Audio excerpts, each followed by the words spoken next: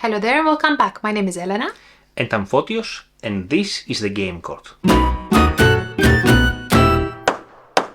Today's video is all about the 19XX series, the ones that we've promised you already, and we have finally managed to play them all enough times to tell you all about them.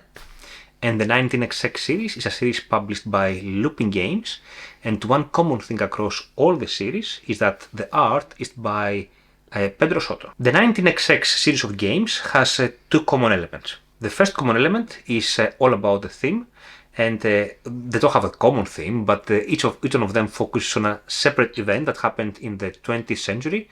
So the 19XX stands for, let's say, 1906 San Francisco. So it's a particular year that happened in San Francisco in 1906. So they're based in real events. And another cool element of their similarities is that they all come in the same identical, very small box, and that makes them very cool to stack and store. And I have to say that these days, these past couple of months, I have been a sucker for small box games. I like to find very nice and very punchy small box games. So this has been a very pleasant surprise series. And this is why we're presenting this to you. First, we acquired a game called 1987, Channel Tunnel. And we How did you manage to find that? It was on Meeple University. Yeah, they were presenting different innovative worker placement games. That's the one. Thank you very much. And this was one of the games that they were talking about, and it was very hard to actually find. Yeah, we bought it from Europe, from Netherlands. So we imported to the UK, and it was a very, very pleasant surprise for us. And then I said, okay, we need to find more of these 19XX games, and none of them were available in the UK, unfortunately. So we contacted the publisher, Looping Games in Spain, and we asked if they can send us some of the copies. And they very, very kindly provided us 4 of the copies of the games. And they couldn't send 2 because they were simply out of stock for them as well. But somehow we managed to track down the last 2 games, which are very, very hard to get. We got second-hand copies of these games, and now we have all 7 games in our collection. So we're presenting 7 games today in this video. 7 games, correct. I'm going to present them by chronological order, not because by publication. That's awesome. Yes, by 19XX, like 19 chronological order, if you wish. First from our 19XX series is 1906 San Francisco, and this game is designed by Pierpaolo Stosella, and I'm really sorry if I said it wrong. I really hope I did not. In 2018, it's a 2 to 4 player game. Technically what you do is San Francisco has gone through a great earthquake and we are trying to rebuild it. So it's a city building game, and the basic mechanic here is worker placement, but you also have this rondel element, so worker placement with rondel.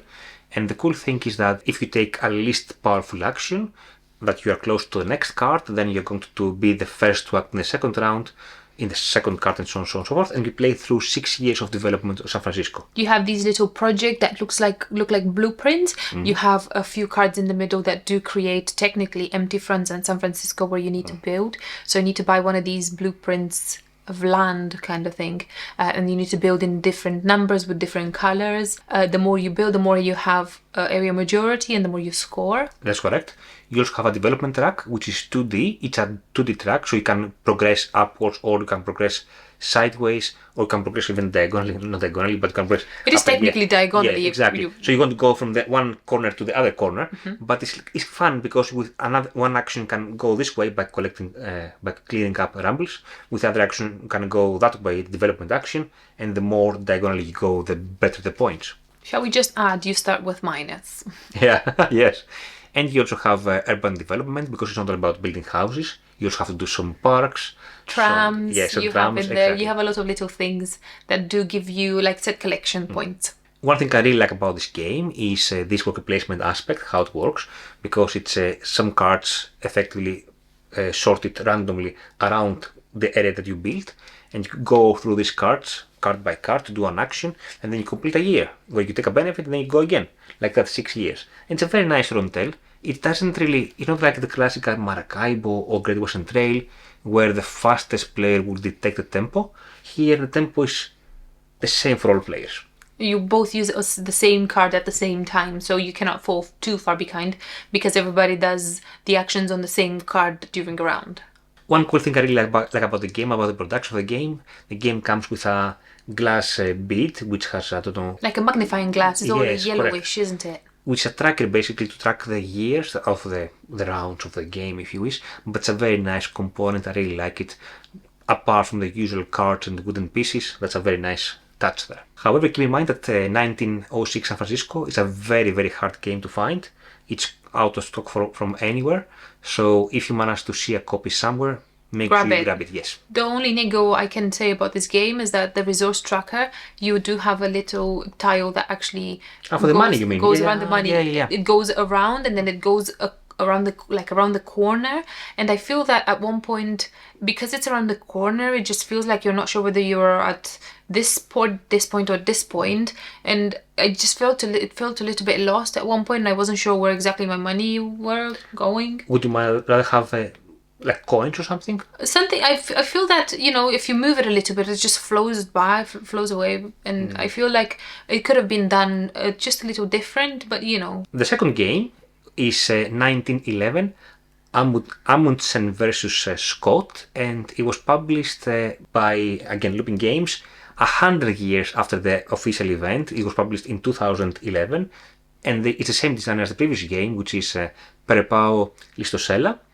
And in this game, what you do, you are in Antarctica. One player is Amundsen, the other player is Scott. Amundsen, I think, is from Norway. Scott is from the UK. And you are basically racing who is going to be the first to reach the South Pole.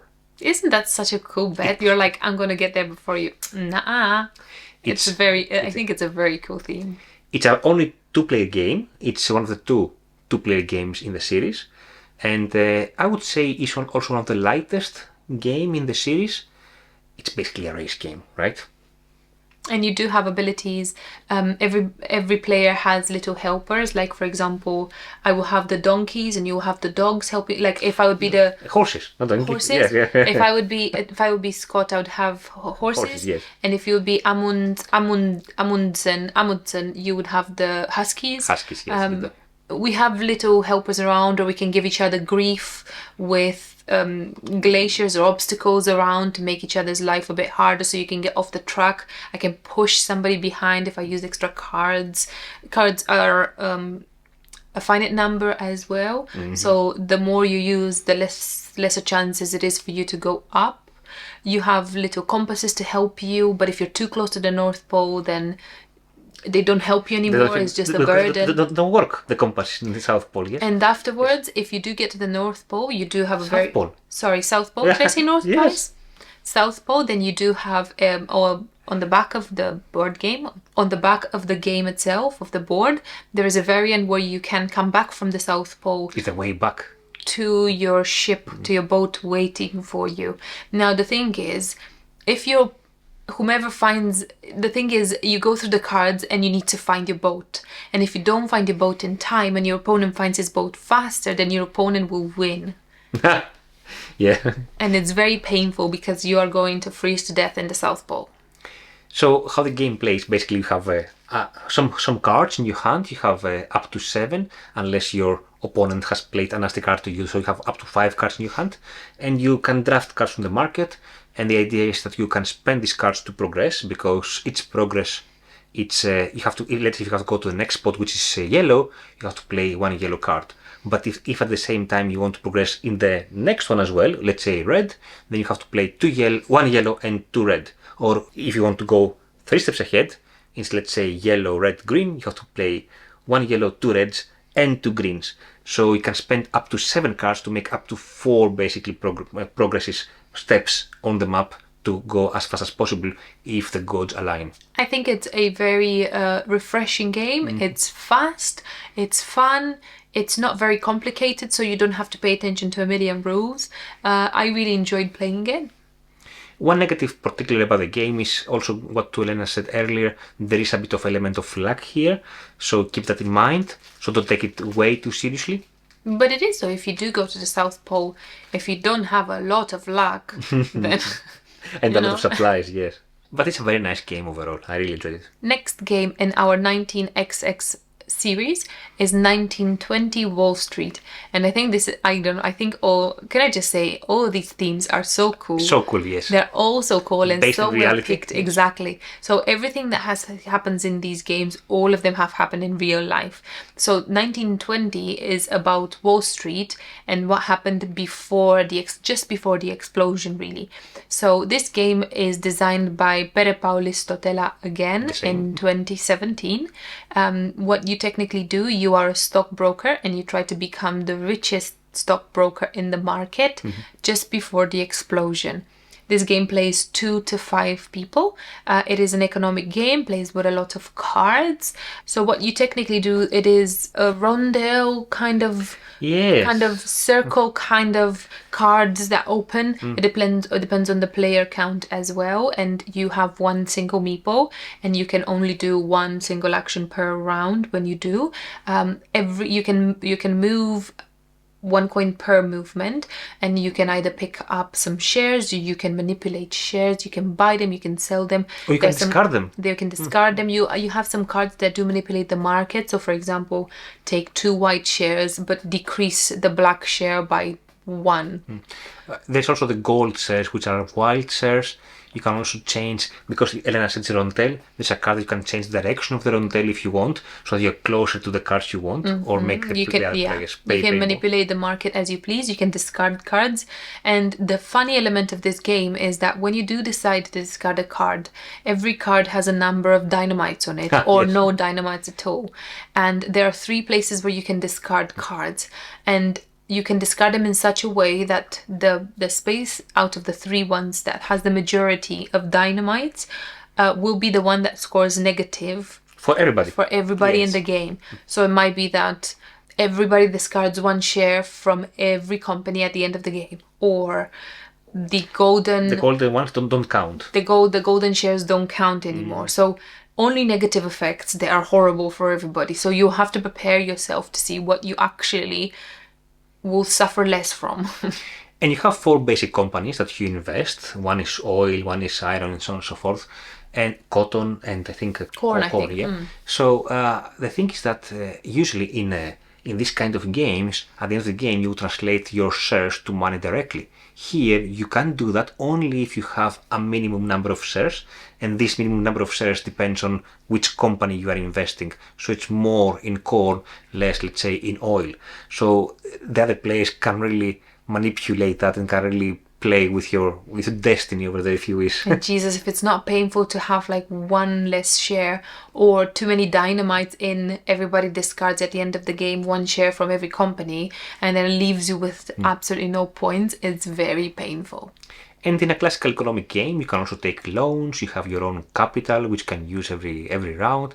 It's a very fun game, very fast. I really enjoy it. I would like to play it again, to be honest with you. We haven't played at 2 this particular game. I think it's better at higher player count. You can see how anyway, more people manipulate the game better. Next one is 1923. Cotton Club, and this one is not designed by Pau, it's designed by Pau Carles, and this game is set in the era of Prohibition in the USA.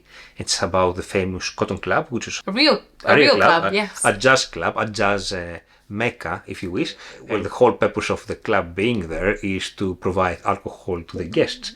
So you are the owner of a club, and you are trying to have alcohol to serve, which alcohol usually comes with gangsters, because to get the supply of the alcohol, you have to... All the illegality comes with it. Gangsters, guns, you name it, it's all in there.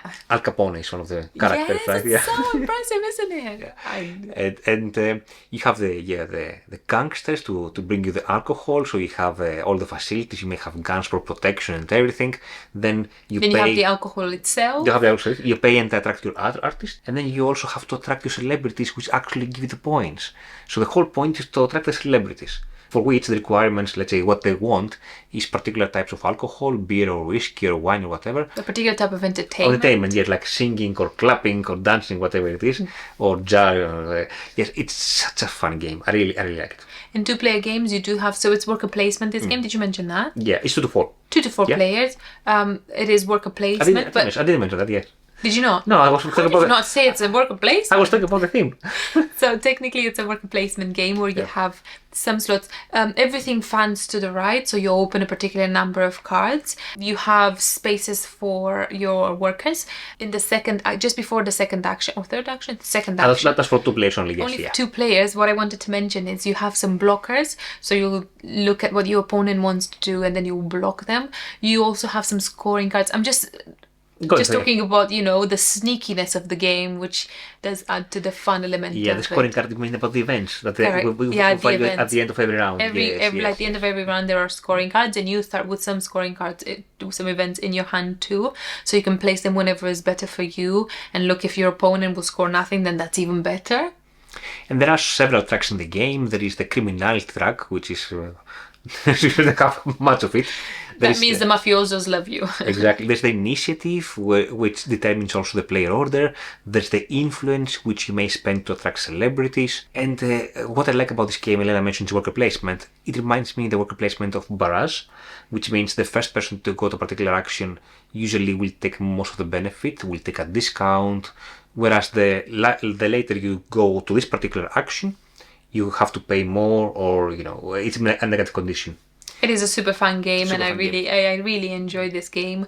It's very different from all the other ones that we've played so far in this collection, and I think it's one to really try. Next in our amazing collection is 1942 USS Yorktown. This is a game designed by Esteban Fernandez, published in 2019.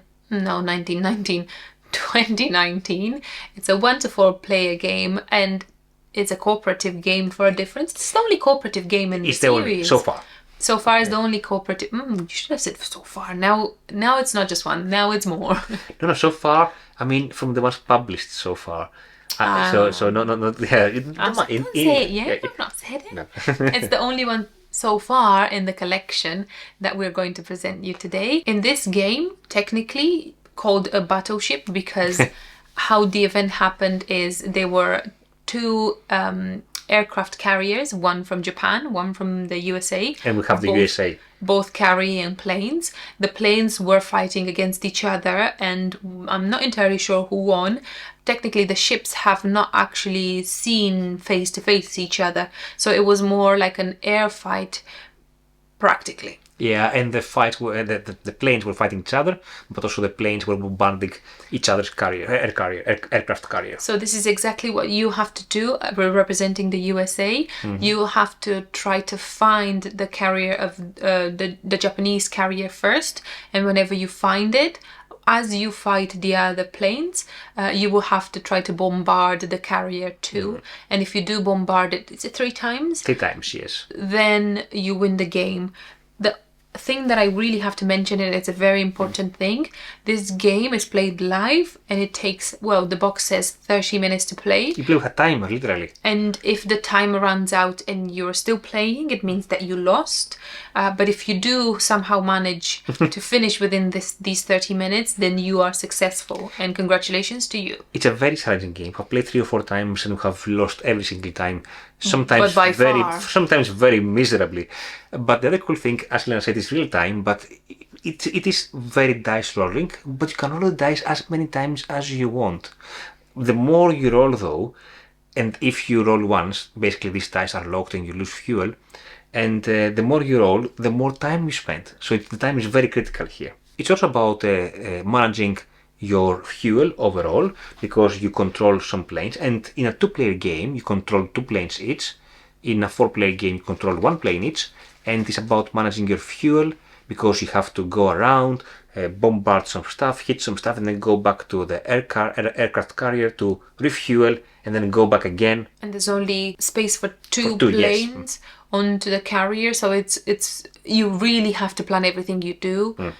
Otherwise you lose so many times in a row. It's a very difficult game to win. It's a very strategically tiring game. It's quite hard to think of everything you have to do. It's such a small game as well, though. Yeah, I would say, from my perspective, in this game should be approached with just the fun factor, because dice chunking in real time to bring the result you need, just approach it like that. Don't really mind if you win or if you lose. It's not really a campaign game or anything like that. Or something that we've not done, and I think it's probably a good idea to do. Either don't keep track of the time, or just allow yourself more time if you need more time. Oh, you can allow yourself more time, yes. It's just a game. Second to last, and 45 years after the previous game, it's 1987, The Channel Tunnel.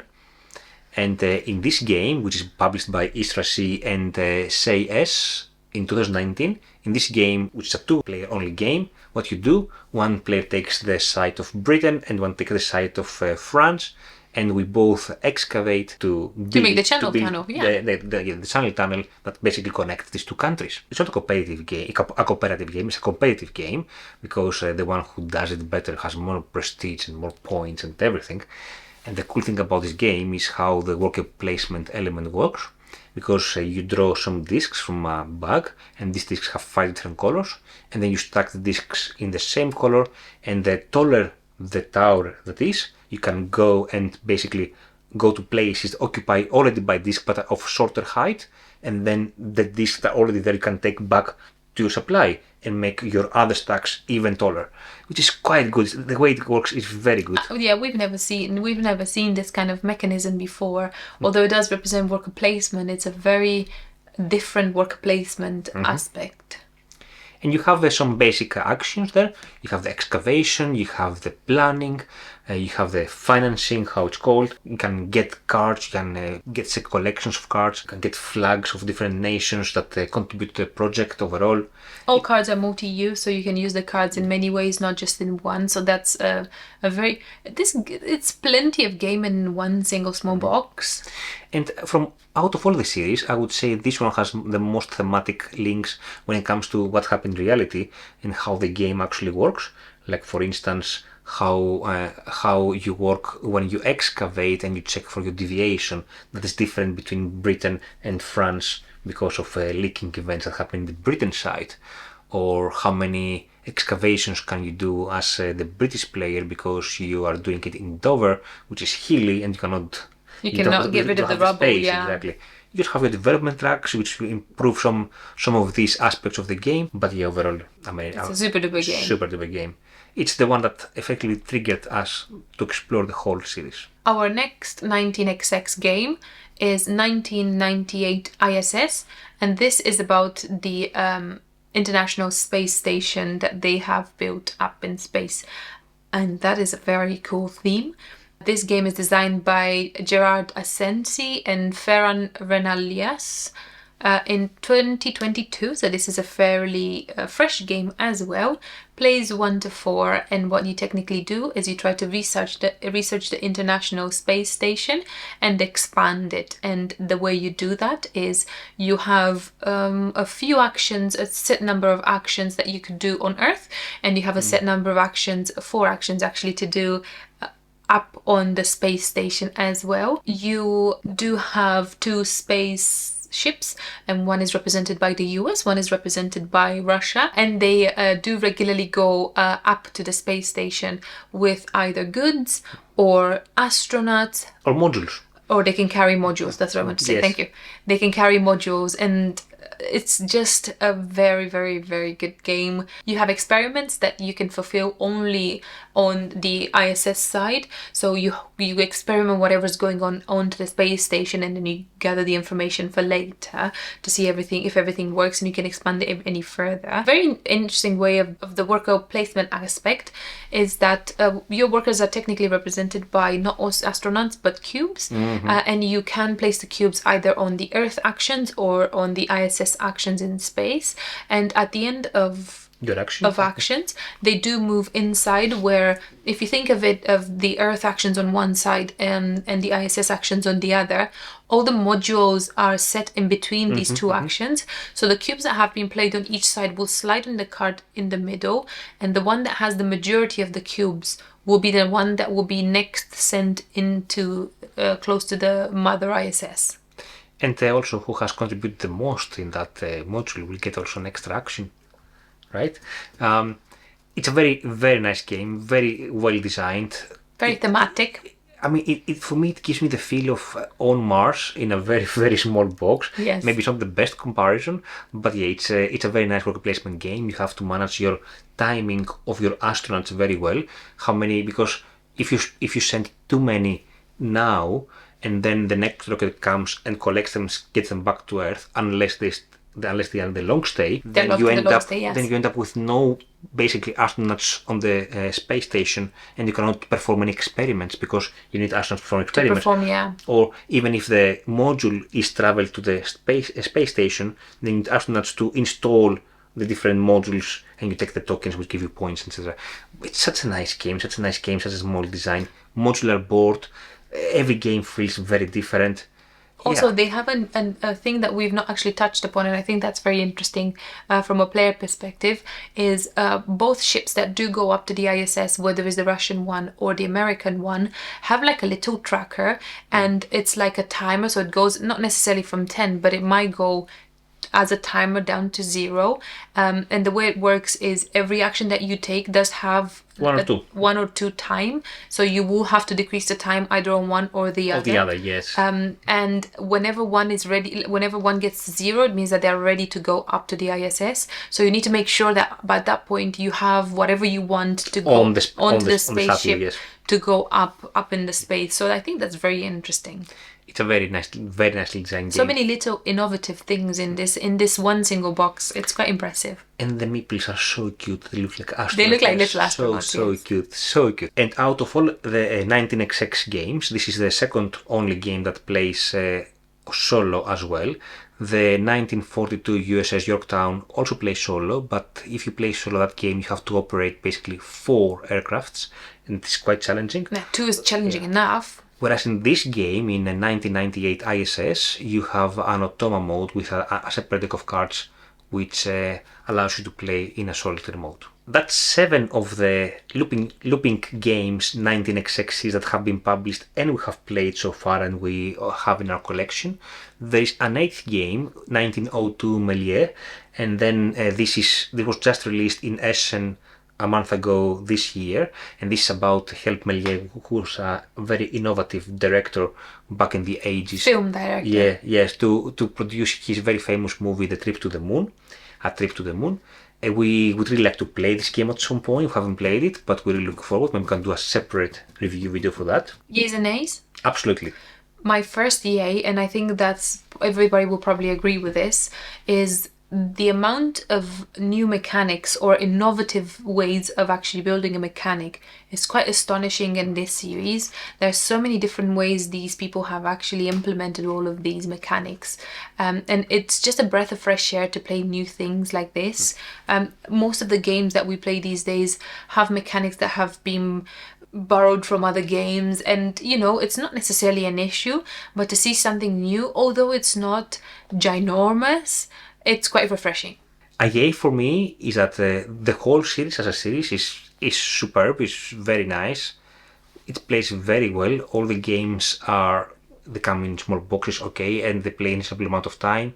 You have a variety of themes, you have a variety of player counts, of cooperative, competitive, real-time, 2-player only. You have all of this variety across games, so I think it fits every taste. Taste, exactly. You have some games that are lighter, you have some games that are a bit more complex, so overall it's a very, very nice collection of games. And again, we just have to mention, you don't have to have them all like we do. You can just pick and choose whatever you like, and that's why we have everything, so we can tell you how they are. But overall though, I think there is a game for everybody out there in this collection. An A for me is that it's very hard to source these games, particularly in the UK. I wish they had a bit more wider distribution. I'm guessing the situation is a bit better in the EU, but in the UK in particular they're very hard to source. And such a misfortune because they're such very cool games. I really, really like them. So shall we select our top 3 from the series? We can, if you want. Separately, right? Individually. Yes. Okay. Do you want to go first? I'll go first. My number 3 is ISS, 1998 ISS. I really like how this game, how the worker placement works. I really like the theme, how you transfer the modules, how you have to manage the timing of the whole thing. I think that's a very cool aspect. I really like this game. That is a cool aspect. My number 3 is 1911 Amundsen versus Scott. I didn't expect that. I think that's a very fast game. It's very satisfying. There is a race element, but it's not, too punchy in your face. I feel I like the way the cards work. I feel like it's very straightforward. I feel it doesn't take a million years to play, and I really like that. And I really like the theme. My number 2 is 1923 Cotton Club. I mean, what's not to like about this game? The theme is amazing. Worker placement, again, it's superb. Innovative, yeah. It's again it reminds me of Barrage, the worker placement, which is very good. It's a very good thing. It's a compliment, I would say. But yeah, the art is amazing. You have real persons, real people on the cards, real celebrities. You can go to the rulebook, check their biographies. Very cool game. Doesn't it, I don't know whether it's just me, but I feel that when I do play, for example, 1911, and I know that these people have actually existed in real life, and what happens in the game has happened in real life, it gives it a different feel. And I know that it doesn't happen 100%. Like, for example, I know that one of them won and the other one didn't survive.